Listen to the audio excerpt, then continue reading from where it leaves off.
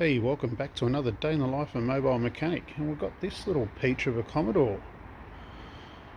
It's a V8 wagon. It's unmolested. It's actually in pretty good nick.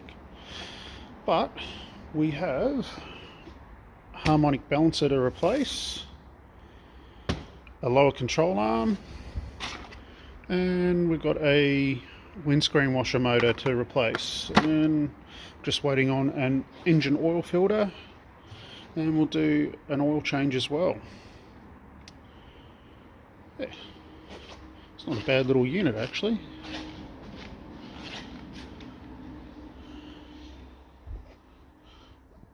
Apparently it's just had the headlining done. Real tidy. Anyway, what are you waiting for? Go and get your hands dirty. See you next video.